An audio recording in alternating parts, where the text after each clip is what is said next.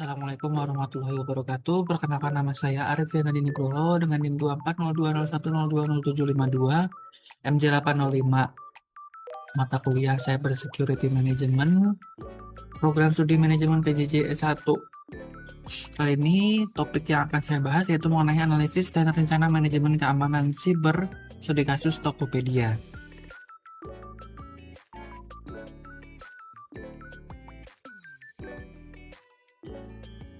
Topiknya yaitu profil perusahaan, analisis risiko, keamanan siber, dan rencana manajemen keamanan siber.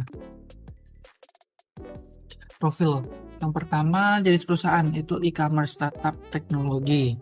Bidang usaha marketplace digital untuk menjual dan membeli produk. Layanan utamanya marketplace, mitra Tokopedia, pembayaran digital, dan logistik. Berdiri sejak 6 Februari 2009, itu tanggal pendirian. Kemudian 17 Agustus itu tanggal peresmian dan ditetapkan sebagai tanggal HUT Tokopedia. Penggunaan dan sistem ada 100 juta pengguna aktif, ribuan transaksi per detik, infrastruktur berbasis cloud atau AWS, sistem pembayaran, manajemen penjual, dan data pelanggan. Pelanggaran data, analisis risiko keamanan siber pelanggaran data. Ancamannya peretas menargetkan database pengguna untuk mencuri informasi pribadi, nama, email, nomor telepon, hash, password. Contoh nyatanya itu insiden peretasan Tokopedia pada tahun 2020 yang berdampak pada lebih dari 91 juta akun pengguna. Dampaknya kerugian finansial, denda, biaya pemulihan, dan kerugian reputasi masif, hilangnya kepercayaan pelanggan. Kedua, serangan phishing dan social engineering. Penipu membuat situs atau email palsu yang meniru Tokopedia untuk mengelabui pengguna atau karyawan agar menyerahkan kredensial, username dan password atau data sensitif. Nampaknya pengambil alihan akun, account takeover, penipuan finansial. Selanjutnya serangan DDoS, Distributed Denial of Services.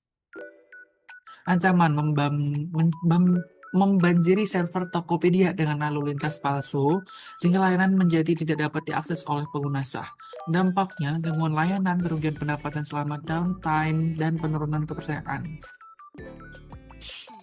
4. Malware dan ransomware. Ancamannya, perangkat lunak berbahaya yang menyusup ke sistem internal melalui email, unduhan, atau celah keamanan.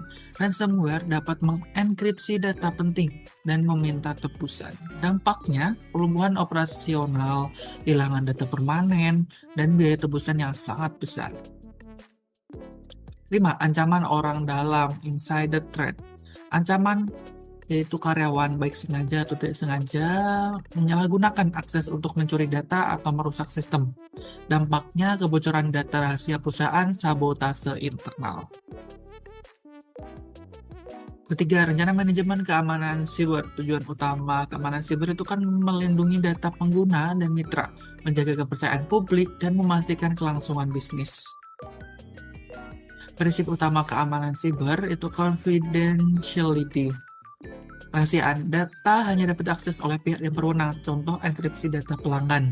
Integrity, data harus tetap akurat dan tidak dapat diubah secara ilegal, contoh hash untuk memverifikasi data. Availability, sistem dan layanan harus selalu tersedia dan dapat diakses oleh pengguna, contoh perlindungan dari serangan DDoS. Accountability, setiap tindakan pada sistem dapat dilacak kembali ke individu yang melakukannya. Contoh pencatatan log aktivitas. Login.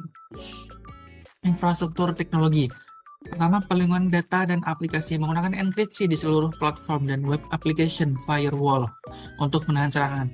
Akses aman menerapkan MFA untuk mempersulit pembajakan akun.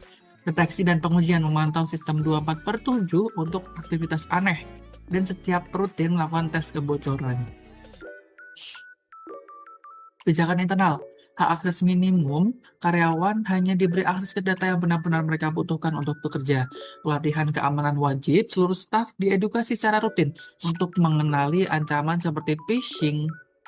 Prinsip keamanan sejak awal, membangun fitur keamanan sejak tahap desain aplikasi Secure STLs. Strategi mitigasi risiko. Risikonya pelanggaran data, Strateginya enkripsi data, kontrol akses ketat, manajemen patch, audit keamanan rutin. Phishing dengan cara melatih karyawan, filter email canggih, kampanye edukasi pengguna. Serangan DDoS dengan menggunakan layanan proteksi DDoS dari penyedia cloud seperti AWS Shield, Cloudflare, Content Delivery Network CDN. Account takeover mewajibkan anjuran MFA bagi pengguna, deteksi anomali login, misal login dari lokasi tidak biasa. Insider threat dan monitoring aktivitas pengguna dengan hak akses tinggi, kebijakan pemisahan tugas. Rencana respon insiden. Tahapan rencana respon insiden yaitu preparation, menyiapkan alat, prosedur sebelum insiden terjadi, identifikasi, containment, penahanan, isolasi sistem yang terpengaruh untuk mencegah kerusakan lebih luas, eradication, penghapusan total akar sebab insiden dari sistem, recovery, mengembalikan sistem ke operasi normal dan aman, lesson learned, menganalisis insiden untuk perbaikan di masa depan agar tidak terulang. Saya ada sedikit quotes ini dari Bruce Schneier. Security is a process, not a product. Terima kasih. Sekian presentasi dari saya. Apabila ada salah, mohon maaf. Wassalamualaikum warahmatullahi wabarakatuh.